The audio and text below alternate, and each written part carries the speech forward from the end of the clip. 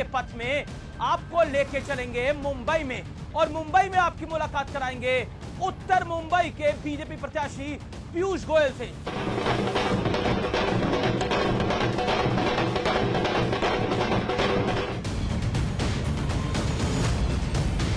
विपक्ष तो अभी तक टिप्पणियां कर रहा है कि ये राम मंदिर बेकार है, और इसका जवाब भारत की जनता मुंह तोड़ जवाब देगी राहुल गांधी और उनके मित्रों।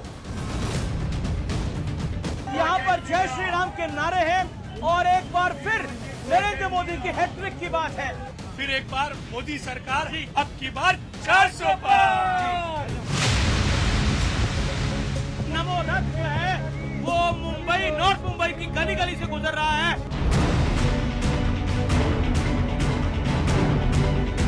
देखिए मोदी जी के लिए क्या अपार स्नेह। एक सीक्रेट हमने आपके बारे में पता कर लिया है कि आपका ओरिजिनल नाम घर का हैप्पी है। ये वड़ा पाव भी आ गए हैं, अब ये मलाई वाले वड़ा पाव हैं या चीज वाले हैं। खाया, मिठाई भी तैयार है, अब पता लगेगा 4 जून को मिठाई कौन खाएगा। नरेंद्र मोदी खाएंगे ये स्पष्ट है।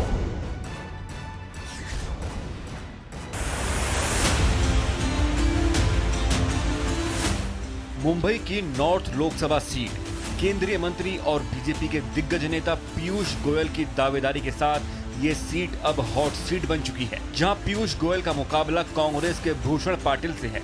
तो आज वोट पथ में पीयूष गोयल के साथ इस सीट का मूड और मिजाज जानने की कोशिश होगी। नमस्कार व्यूअर्स, आप मेरा बैकग्राउंड देख के तो समझ ही गए होंगे मैं इस समय कहां मौजूद हूं। मैं मौजूद हूं आमची मुंबई में, यानी माया नगरी में। लेकिन लोकसभा का चुनाव चल रहा है और इस महापर्व में सबसे कठिन पथ है, इस कड़कड़ाती धूप में, इस हुमस वाली गर्मी में, वो है वोट का पथ। और आज हम वोट के पथ में आपको लेके चलेंगे मुंबई में, और मुंबई में आपकी मुलाकात कराएंगे उत्तर मुंबई के बीजेपी प्रत्याशी पीयूष गोयल से, जो कि बीजेपी के कद्दावर नेता हैं, दिग्गज नेता हैं। लेकिन आखिरकार उनकी रणनीति अपना पहला लोकसभा चुनाव लड़ने की कैसी है? हमेशा बैकरूम बॉय रहे पीयूष गोयल, आखिरकार लोकसभा चुनाव किस दमखम के साथ लड़ रहे हैं, या फिर उन्हें अभी भी कुछ हिचकिचाहट है? आज हर पहलू पे बात करेंगे। साथ ही 400 सीटें क्यों चाहिए बीजेपी को, इसके पीछे बड़ा प्लान क्या है, उसको डिकोड करेंगे आज हम मुंबई के इस वोट पथ से।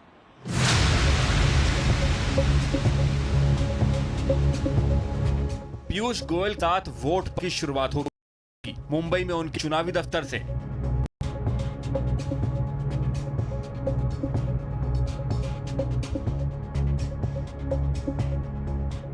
और जैसा मैंने आपको बताया था, आज हम आमची मुंबई में हैं और आज हम मुंबई नॉर्थ की कॉन्स्टिट्यूएंसी को कवर कर रहे हैं और यहां से चुनाव लड़ रहे हैं केंद्रीय मंत्री पीयूष गोयल। इस समय हम पीयूष गोयल के केंद्रीय कार्यालय पे मौजूद हैं और यहां पर हम जानने और समझने की कोशिश करेंगे कि बैकरूम बॉय पीयूष गोयल आखिरकार अपना चुनाव किस दमखम के साथ लड़ रहे हैं। तो आज का वोट पथ केंद्रीय मंत्री पीयूष गोयल के साथ।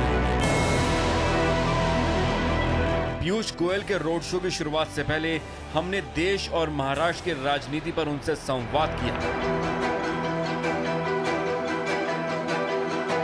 और आज हम वोट पथ में मौजूद हैं मुंबई नॉर्थ कॉन्स्टिट्यूएंसी में, यानी आमची मुंबई में, और मेरे साथ हैं केंद्रीय मंत्री पीयूष गोयल। पीयूष जी, आपका अभिनंदन है। बैकरूम बॉय से अब आप लोकसभा कैंडिडेट हैं। राज्यसभा में इतने साल रहने के बाद लोकसभा का आप चुनाव लड़ रहे हैं। बहुत आनंद आ रहा है। एक वर्षों तक दूसरों को लड़ाना का अनुभव तो बहुत अच्छा आया, लेकिन कैंडिडेट की साइकोलॉजी कुछ अलग ही होती है, वो इस बार अनुभव करने को मिला। मैं माननीय प्रधानमंत्री नरेंद्र मोदी जी का आभारी हूँ कि उन्होंने मुझे जनता की अदालत में जाकर, जनता के बीच रहकर, जनता के सुख सुविधा समस्या समझने का मौका दिया। लेकिन महत्वपूर्ण ये है कि जब आप तो महाराष्ट्र की राजनीति में लगातार बने हुए हैं, लेकिन अब जब ये जो लोकसभा चुनाव हो रहा है, इस राजनीति में करवाहट बहुत आ गई है। नाना पटोले ने भी एक बयान दिया है और इसके अलावा संजय राउत ने एक बयान दिया है। कैसे देखते हैं? कौन इनको सीरियसली लेता है भाई साहब? ये एक स्पेंट फोर्स है। आप देखिए ना, शिवसेना पूरी की पूरी शिवसेना एकनाथ शिंदे के साथ आ गई। उद्धव ठाकरे जी ने पहले मोदी जी को धोखा दिया, देवेंद्र फडणवीस जी को धोखा दिया, उनके नाम पे उनके एमपी एमएलए जीत के आए। उसके बाद एक मुख्यमंत्री बनने का और अपने लड़के को स्थापित करने का उनके जो लालसा थी, उसने उनको इतना कमजोर बना दिया कि उन्होंने धोखा दिया, दगाबाजी की मोदी जी और फडणवीस जी के साथ। और आप देखिए इतनी खराब सरकार चलाई महाराष्ट्र में, एक ऐसी सरकार जिसने कोई निर्णय नहीं लिए, ऐसी सरकार जिसका मुख्यमंत्री कभी मुख्यमंत्री कार्यालय नहीं गया। और जब शिवसेना के लोगों ने महसूस किया कि ये बाला साहेब ठाकरे जी के सभी सिद्धांतों के खिलाफ जा रहे हैं, कांग्रेस की गोद में जाके बैठ गए उद्धव ठाकरे जी, तो पूरी शिवसेना ने तय किया कि हम इसको स्वीकार नहीं करेंगे। अब उद्धव ठाकरे जी अलग हो गए, एक स्प्लिंटर ग्रुप। तो संजय राउत को कौन सीरियस? लेकिन प्रधानमंत्री ने भी आज अपनी महाराष्ट्र की रैली में उसका जिक्र किया। क्या आपको लगता है जो टिप्पणी करी गई प्रधानमंत्री को लेकर, खासतौर पर कहा था कि हमने औरंगजेब को रोका है, प्रधानमंत्री की तुलना औरंगजेब से करी गई और कब्र खोदने की बात की गई? ये माननीय प्रधानमंत्री जी पे समय समय पे अलग अलग पार्टी, अलग अलग नेताओं ने, चाहे वो मणिशंकर अय्यर हो, उन्होंने भी अभी कुछ विवादित बयान दिया। संजय राउत जैसे, मणिशंकर अय्यर तो ने कहा कि पाकिस्तान के पास भी एटम बम है, हमें बातचीत करनी चाहिए। मैं कहता हूं कि देश को इन जैसे नेताओं से, इन जैसी पार्टियों से बचना पड़ेगा। और इंडिया अलायंस के जो बड़े बड़े नेता हैं, फिर चाहे वो राहुल गांधी जी हों, उनके मित्र पक्ष के नेता, उन्होंने माफी मांगनी पड़ेगी देश से। एक के बाद एक देश को तोड़ने की बात करते हैं, देश को बंटवारे की बात करते हैं, धर्म को लड़वाते हैं, जाति के आधार पर लड़वाते हैं लोगों को। अब तो हमारे स्किन के कलर के ऊपर भी, हमारे रंग पे भी देश को बांटने की कोशिश करते हैं। लेकिन क्या आपको लगता है कि जो राजनीति में भाषा का स्तर है उसमें गिरावट आई है? क्या आपको लगता है कि जो टिप्पणियां हो रही हैं वो वाकई बहुत ज्यादा निचले स्तर की हैं दोनों तरफ से? मैं भारतीय जनता पार्टी की भी बात करूं। हमारी तरफ से तो हमने कोई ऐसे विवादित बयान जो देश हित के ना हो या देश के लिए नुकसानदायक हो, ऐसा तो कभी किया ही नहीं जी। ये तो जब इस प्रकार के बयान, इस प्रकार का मैनिफेस्टो इंडिया अलायंस, कांग्रेस, उनके मित्र पक्ष लाते हैं, इस प्रकार के झूठे नैरेटिव्स कई बार प्रचारित करते हैं, तब स्वाभाविक रूप से हमें भी उसका जवाब देना पड़ता है। जी, क्या आपको लगता है कि राम मंदिर एक फैक्टर है 2024 के चुनाव के अंदर? हमारी आस्था का सवाल है। 140 करोड़ भारतवासियों की आस्था, हमारी इतिहास प्रभु श्री राम के साथ जुड़ा हुआ है। और प्रभु श्री राम किसी एक धर्म के नहीं है, प्रभु श्री राम पूरे देश के हैं, पूरी दुनिया के। लेकिन विपक्ष तो अभी तक टिप्पणियां कर रहा है कि ये राम मंदिर बेकार है। और इसका जवाब भारत की जनता मुंह तोड़ जवाब देगी राहुल गांधी और उनके मित्रों। उद्धव ठाकरे जी ने हिंदुत्व को त्याग दिया। उद्धव ठाकरे जी ने बाला साहेब के कहे हुए हर उस विषय को नजरअंदाज किया है जो मूलतः सिद्धांत थे शिवसेना के। राहुल गांधी जी तो बॉयकॉट किया उन्होंने प्राण प्रतिष्ठा। अब क्लेम करते हैं कि मैं शिव भक्त हूं। अब कोई उनका नेता कहता है कि नींव रखने का काम तो राजीव गांधी ने किया। तो देशभक्ति और राम भक्ति अगर इतनी थी जी तो राम सेतु को क्यों नहीं रिकॉग्नाइज किया? लेकिन एक और बड़ी घटना हुई है। कुछ देर पहले अरविंद केजरीवाल को बेल मिली है, इसको आप किस तरह से लेते हैं? सुप्रीम कोर्ट ने इंटरिम बेल दी है। कोर्ट ने तो बड़ा स्पष्ट कहा है कि मेरिट्स ऑफ द केस में गए नहीं है, केस के मेरिट्स में नहीं गए, तो उन्होंने कहा है कि चुनावी प्रचार कर सके। पर इतिहास में पहली बार ऑनरेबल सुप्रीम कोर्ट किसी व्यक्ति को इस तरह की बेल दे रहा है, ये पहली बार है। सुप्रीम कोर्ट के निर्णय पे हम टिप्पणी नहीं देते हैं साधारणतः जी, पर लेकिन अभूतपूर्व नहीं लगता आपको? सुप्रीम कोर्ट अपने आप आत्मचिंतन करे इस विषय के बारे में। जी चलिए, तो आज का हम पूरा दिन बिता रहे हैं वोट पथ में पीयूष गोयल के साथ। इस संवाद के बाद अब बारी थी कांदीवली ईस्ट में पीयूष गोयल के रोड शो की।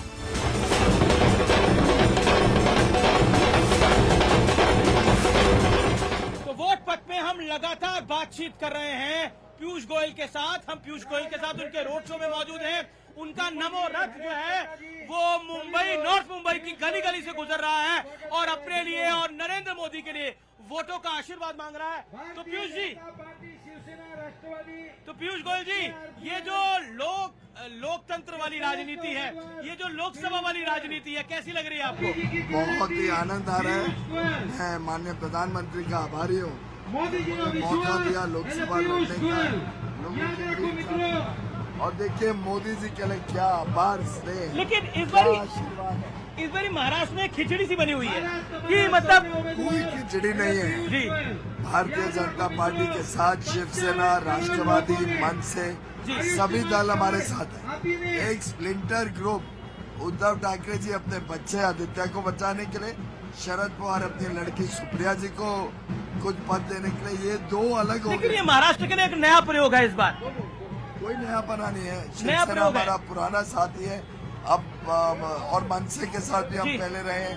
अब राष्ट्रवादी भी आ गया। एक प्रकार से कंसोलिडेशन है वोट का और आगे के लिए महाराष्ट्र के लिए शुभ संदेश। ये तो नॉर्थ मुंबई की बात है, लेकिन मुंबई जो है वो बीजेपी का हमेशा से गढ़ रहा है। इस बार आपको क्या लगता है नंबर क्या रहेगा? 6 की 6 सीटें ये महायुति जीतेगी। पीयूष जी, मैंने वही आपसे पूछा था कि आप कह रहे थे मुंबई में 6-0 रहेगा इस बारी, यानी क्लीन स्वीप होगी, लेकिन उत्तर मुंबई को आप उत्तम मुंबई कैसे बनाएंगे? ऐसा है कि मेरे वरिष्ठ सहयोगी और आज के खासदार गोपाल जी, हमारे सब विधायक, अतुल भाटकर जी यहाँ पे हैं, जी जी, सभी विधायक, सभी नगर सेवकों ने जो गत 10 वर्षों में प्रधानमंत्री मोदी जी के दिए हुए कार्यक्रमों को जमीनी स्तर पर घर घर तक लेके गए हैं, जी। उससे एक अभूतपूर्व बदलाव इस क्षेत्र में देखने को मिलता है।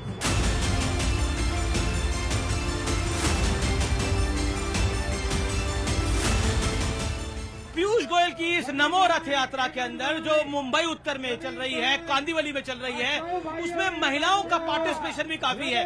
महिलाएं अपनी खिड़कियों से देख रही हैं। निश्चित तौर पर नरेंद्र मोदी, अमित शाह, भारतीय जनता पार्टी जिस वोट बैंक की बात करते हैं कि माताओं और बहनों का एक बड़ा वोट बैंक है, वो ग्राउंड पर दिखाई देता है। पीयूष जी, एक सवाल, माताएं और बहनें हम देख रहे थे, अभी खिड़की से भी आपको देख रही थी, लेकिन जो 400 पार की बात होती है, राम मंदिर का मुद्दा क्या पहले पीक कर गया? अगर राम मंदिर का विषय बाद में आता तो बीजेपी को ज्यादा फायदा होता? हमने कभी राम को चुनावी दृष्टिकोण से नहीं देखा जी। प्रभु श्री राम हमारे आस्था है, हमारा अतीत है, हमारी विरासत है और हम सबके लिए गर्व की बात है कि प्रधानमंत्री नरेंद्र मोदी जी के नेतृत्व में 500 साल की लड़ाई के बाद प्रभु श्री राम अपने घर वनवास के बाद पहुंचे। प्रधानमंत्री जी ने जब प्राण प्रतिष्ठा की, मैं समझता हूँ 140 करोड़ देशवासियों का सीना गर्व से चौड़ा हुआ।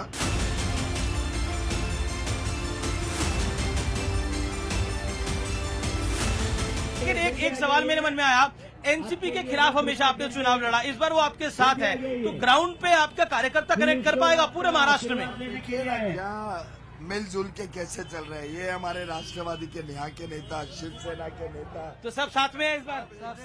साथ में पूरी तरीके से जीता के ही लाएंगे। तो ये यात्रा आप अभी कह रहे थे ये विजय यात्रा है? विजय यात्रा है, जरूर विजय यात्रा है। हर जगह से लोगों को एक ही है, सिर्फ मोदी जी का आशीर्वाद और हमारे पीयूष गोयल जी की विजय। हर बार तो आप बीजेपी के खिलाफ लड़ते थे, इस बार साथ लड़ रहे हैं? नहीं, हमने जब देखा मोदी जी का जो काम, जो विकास, हम लोग उनसे प्रेरित है एकदम। लेकिन शरद पवार तो दूसरी तरफ है। शरद पवार जो वो गलती कर रहे हैं, अच्छा, वो गलती कर रहे हैं। 100% गलती कर रहे हैं।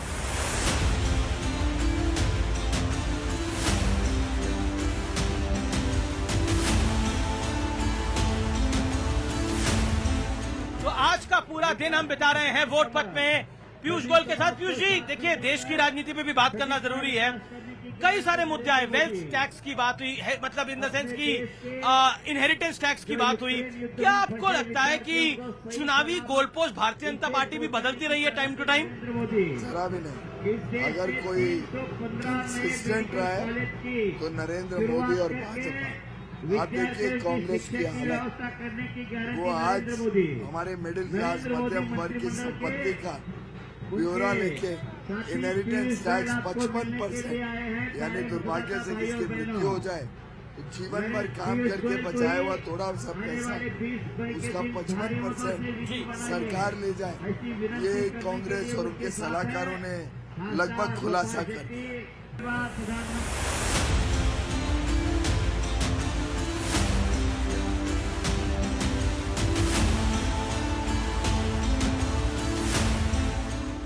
मौजूद है नॉर्थ मुंबई कॉन्स्टिट्यूएंसी के अंदर, जहां से कैंडिडेट है पीयूष गोयल। सो आप लोग इस बार वोट डालने के लिए तैयार हैं मोदी की सरकार। आप सब लोग बीजेपी के समर्थक हैं, तो मोदी की सरकार तीसरी बार क्यों आनी चाहिए आपकी राय में? देश में इतना विकास का कार्य हुआ है, इसलिए मोदी सरकार का कोई विकल्प ही नहीं है। 100% इंडिया अलायंस वहीं स्टैंड ही नहीं करता। राहुल गांधी, अरे मतलब ही नहीं, किसकी बात कर रहे हो यार? जोकर की बात कर रहे हो? जी। आपको क्या कहना है? नरेंद्र मोदी आएगा। मोदी आएगा? क्यों आएगा मोदी? देश का विकास। आप तो बीजेपी को ये बात कहूंगा ही मोदी आए। देश का विकास वही हमें विकसित भारत बनाना है, हमें विकसित भारत चाहिए 2047 तक, इसलिए हमें मोदी चाहिए। जी।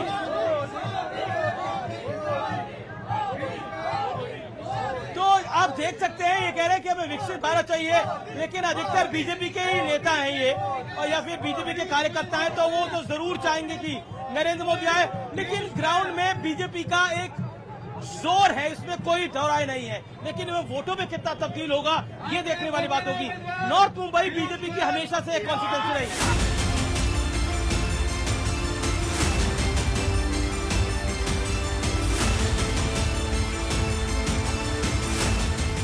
पीयूष गोयल के साथ वोट पथ का अगला पड़ाव था नॉर्थ मुंबई का मलाड। तो आज का वोट पथ हम उत्तर मुंबई में कर रहे हैं। मेरे साथ पीयूष गोयल लगातार बने हुए हैं, रात के 9:30 से ऊपर हो गए हैं, और ये नमो विजय रथ की यात्रा भी यहाँ पर समाप्त हुई है। तो पीयूष जी, दिन अभी खत्म नहीं हुआ है। अभी कार्यकर्ताओं के बीच जाऊंगा जी, आगे की तैयारियां, और अब तो 20 तारीख पोलिंग डे की तैयारियां भी शुरू हो गई हैं। जी, पर हमारे पास जो ताकत है, जी, जो पूरी महायुति के कार्यकर्ता और जो जनता का अपार स्नेह और आशीर्वाद मिल रहा है, मुझे पूरा विश्वास है कि उत्तर मुंबई में पहले से अधिक लोग प्रधानमंत्री नरेंद्र मोदी जी को आशीर्वाद देने निकलेंगे, और प्रधानमंत्री मोदी जी को इतना आशीर्वाद भेजेंगे कि प्रधानमंत्री जी को भी ध्यान में आए मुंबई उनके साथ है, मुंबई उनके। मतलब ये खिचड़ी आपको लग रहा है नुकसान नहीं कर पाएगी? खिचड़ी तो सामने है हमारे यहाँ, तो देखिए आपने सबको देखा, हमारे यहाँ तो मित्र बंधु हैं जी। खिचड़ी तो सामने है, जो एक प्रदेश में झगड़ा करती है, दूसरे प्रदेश में दोस्ती करती है, एक प्रदेश में एक दूसरे के सामने। आप देखिए केरल, वायनाड से भी राहुल गांधी जी हार। पर राहुल गांधी की आपने बात करी, तो मैं राहुल गांधी ने आज कहा है कि नरेंद्र मोदी बहुत डर रहे हैं, और डर रहे हैं तो इसीलिए अब देखो क्या होगा। ऐसा है कि अब राहुल गांधी जी के बयान जी एक प्रकार से हम सबको एंटरटेन करने के बयान रहते हैं, और प्रधानमंत्री जी जो इस देश के सबसे लोकप्रिय नेता है, आज पूरा विश्व उनके प्रति देखता है। विश्व की अर्थव्यवस्था आगे बढ़ाने के लिए, विश्व में शांति लाने के लिए। पीछे यूक्रेन के विदेश मंत्री ने तो यहाँ तक कह दिया कि जब तक मोदी जी हस्तक्षेप नहीं करेंगे, यूक्रेन की युद्ध को समाप्त होने का कोई संभावना नहीं है। आपने मुझे लगता है राहुल जी आप पब्लिक के बहुत दिनों से पब्लिक में कर रहे हैं, जी, लेकिन वो मुझे लगता है खुद डरे हुए हैं कि सीटें ढूंढ रहे हैं, और मेरी तो उनको सलाह थी कि उन्होंने 4-5 सीटों में नामांकन करना चाहिए था। मैंने तो उत्तर मुंबई में भी उनको आमंत्रण दिया था, लेकिन वो रायबरेली चले गए। रायबरेली में तो उनको इतनी बुरी हार होने वाली है।